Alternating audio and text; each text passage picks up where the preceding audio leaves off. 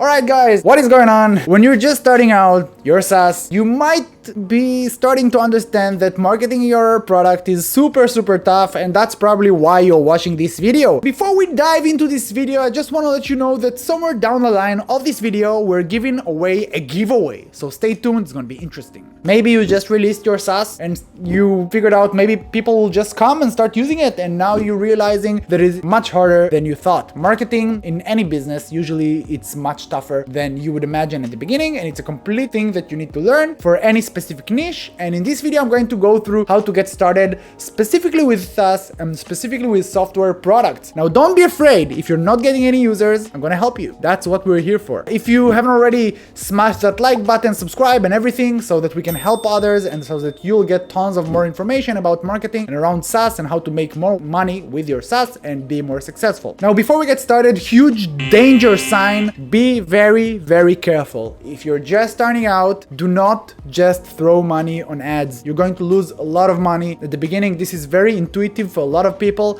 You start a new business and then you just want to throw money on ads. It might be a very good strategy if you're doing e-commerce, for example, or if you're selling physical products, or if you have, I don't know, like a physical place where you need people to go to and the product is ready and the product is ready to be used. But when you're launching a new SaaS, you don't really know if the product is ready to use. You don't know if you have this product market fit. And what might happen is that you'll spend a lot of money on ads. People will go to the product, maybe try it out, figure out that it's not ready because there's a lot of new things that you don't know even about the product you built on your own. And then they're going to leave and you still don't know what you're doing. Okay, there are other things you need to know. And I'm going to break it down on the steps you need to go through and things you need to learn before you start investing in paid ads. I'm not saying it's not something you need to do, but definitely not at the very beginning. Got it? Again, first rule, do not start with spending money on ads. That's just dumb for SaaS. It's very dangerous. Don't burn through your cash flow with ads. Especially if you got some funding from, I don't know, a VC or something, or an angel, don't just burn it on ads. Burn it when it matters, and then when you're ready, then spend it on ads. So let's talk about a few other things you can do to start marketing your product and start getting some leads and customers using it. The first thing that you want to try might involve a lot of semi-hard work, a lot of manual work, talking to people, but it's super effective. I highly recommend you try it out, and it's a growth hack related to outreach. You can use different tools to create automated outreach sequences in LinkedIn, Instagram, and Messenger. This tool can start a conversation with a lot of prospects, a lot of leads, but once they answer, you'll have to talk to them in order to get them to use your product. Super effective, but again, takes a lot of hard work. I do recommend start it out in the first few months. It's going to help you get a lot of feedback on the product and a lot of real customers trying it out and using it. And by the way, at the beginning, don't be afraid of giving discounts or even giving them the product for free so they can try it out and give you real feedback, again, so that later on you can start marketing more aggressively, which we'll get to soon. By the way, if you're interested to learn more about how to create these automated sequences and how to do this LinkedIn outreach, we have a full video dedicated just for that. You can check it out in here. Okay, moving on to the next strategy that can help you get these first customers and marketing your app is just posting on social media platforms where your customers are already in. It can be on Facebook groups. Almost no matter what your SaaS is, probably there's a lot of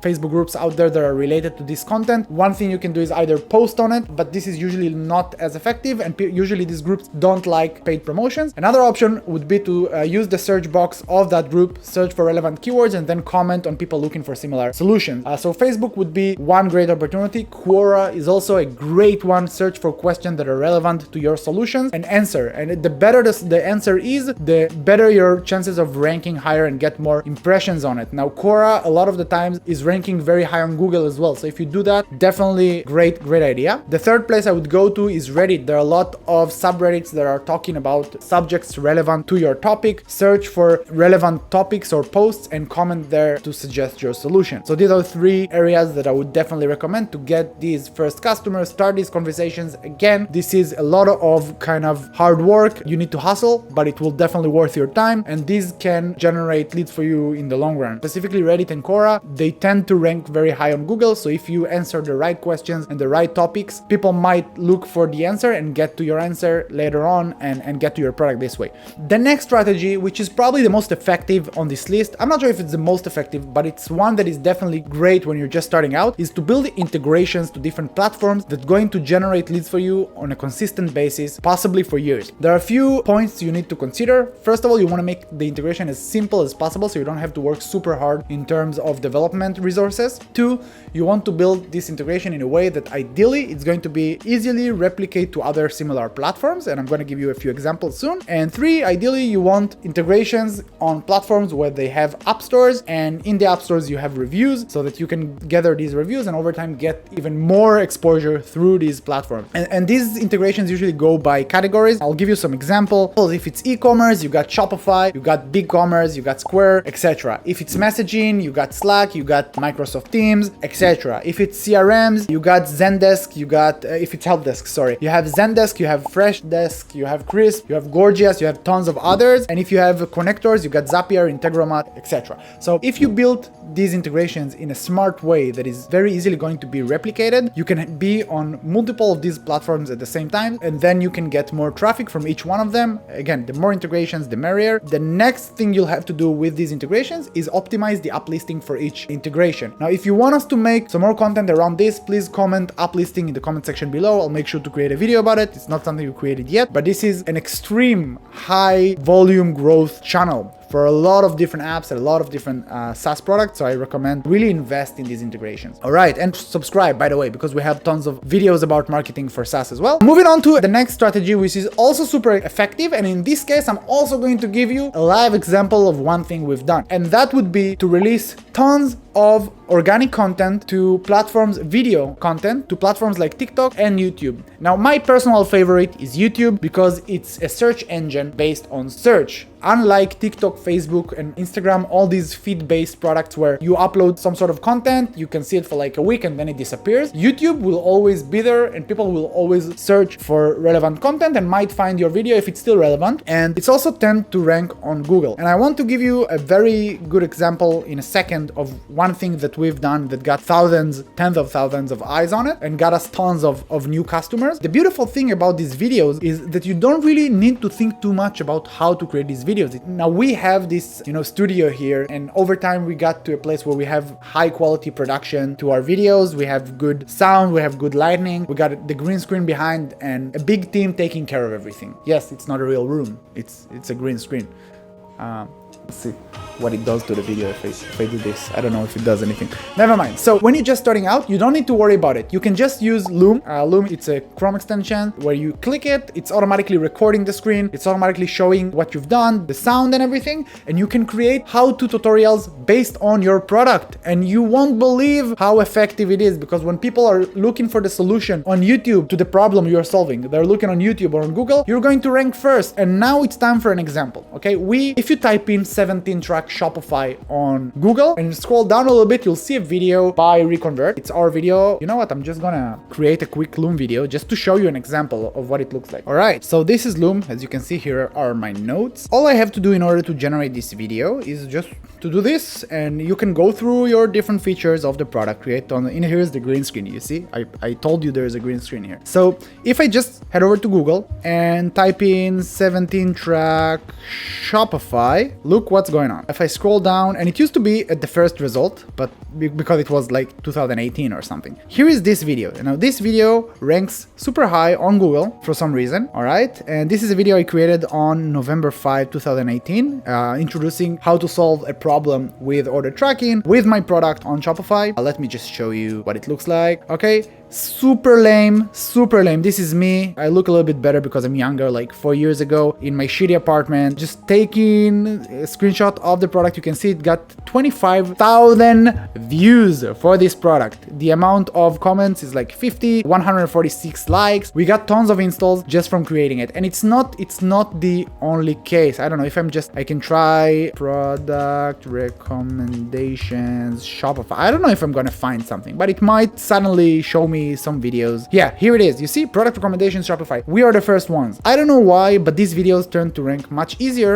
because, again, there is less competition. Now you see, we've created a video version in 2019. We created another version in 2020, and both of them show up in here. Let's look at this video just to show you how easy it can be to generate this content. You see, this is like 2 years later when we already have production going on and things looks a little bit better, but still, if you look, 5,000 views just for this random video showing how I'm going through the product. This is amazing, guys. Why aren't you doing that? You have a product. This is like the #1 strategy probably to go with, if not the integration that I mentioned before. But again, I'm giving you everything, guys. We're not making any money off of this channel yet. We've been here for 2 years already. So the minimum you can do is just subscribe. I mean, come on. We're putting in a lot of effort. If you want us to keep doing this, we need some followers, you know, so we can feel all the validation from you guys. So we were talking about few strategies.